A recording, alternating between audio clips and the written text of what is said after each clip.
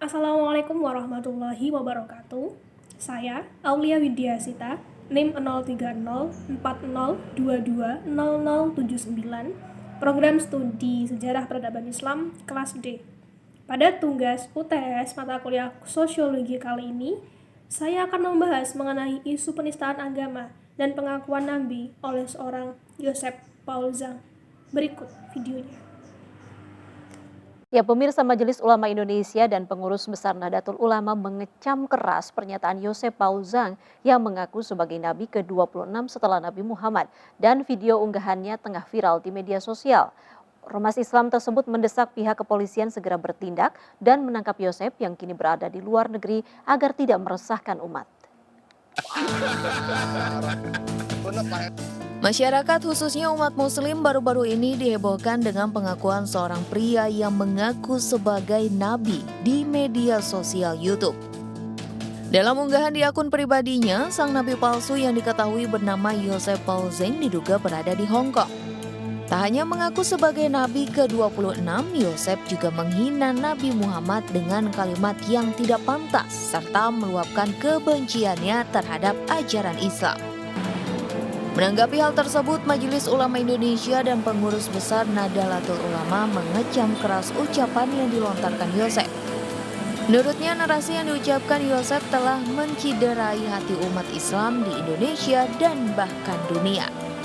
Saya menyatakan pertama mengecam keras atas pernyataan dari Joseph Paul Zhang yang cenderung akan memecah belah umat, memecah belah kebersatuan bangsa Indonesia.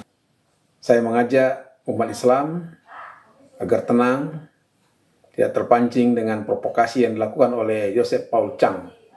Mudah-mudahan tindakan kepolisian akan segera membuahkan hasil untuk memberikan hukuman yang setimpal kepada Joseph Paul Zhang.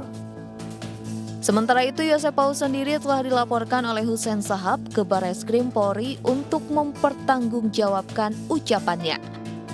Baik, sebelum lanjut, saya ingin memberikan disclaimer kenapa saya memilih isu ini. Bukan semata-mata karena isu ini sedang hangat di Indonesia, tetapi karena saya pribadi pernah merasakan duduk di kursi penonton live streaming di kanal YouTube seorang Paul Zhang.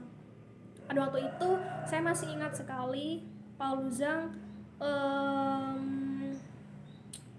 mengatakan bahwa agama Islam adalah agama yang paling sesat di Indonesia, bahkan di dunia.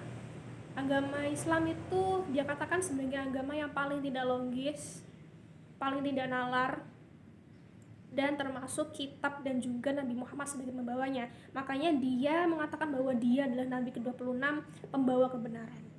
Nah, dari situ saya juga memantau live chat di sana dan saya menjumpai ada oknum yang kontra dan juga pro dengan apa yang disampaikan oleh seorang Paul Zhang.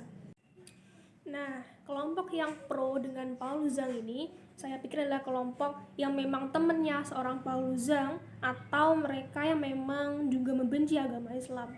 Kemudian kelompok yang kontra tentunya mereka yang beragama Islam dan merasa terjadi penistaan di sana. Kemudian kami kelompok yang kontra termasuk saya melakukan report atas YouTube Paul Zhang, dan kabar baiknya report kami telah sampai ke pemerintahan, aparatur, dan saat ini kasus penistaan agama ini telah ditangani lebih lanjut oleh kepolisian.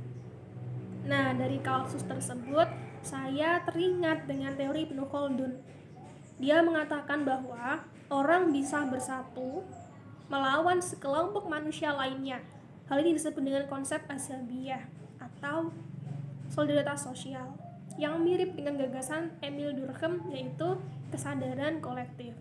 Nah, dalam kasus ini telah terjadi penyimpangan norma sehingga menurunkan kontrol sosial. Adanya orang seperti Paul Zhang mengajarkan kita untuk selektif dalam menimbun informasi dan juga senantiasa membekali diri dengan ilmu agama yang kuat. Dalam menumpas kasus ini, banyak pihak yang berkontribusi dalam penumpasan kasus ini. Ada dari Menteri Luar Negeri, ada dari MUI, dari NU, dan juga aparatur kepolisian dan hukum yang tentunya mereka notabene berasal dari background atau latar belakang yang berbeda-beda, entah sosial, agama, politik, dan lain sebagainya. Dari sinilah saya menyimpulkan bahwa solidaritas sosial di Indonesia dengan konsep Ashabiyah Ibnu Khaldun sangat tepat melihat Indonesia mempunyai pluralitas dan keberagaman yang sangat tinggi. Semoga kita bisa menjadi makhluk sosial yang sehat berpikir dan normatif dalam bertindak. Sekian, wassalamualaikum warahmatullahi wabarakatuh. Terima kasih.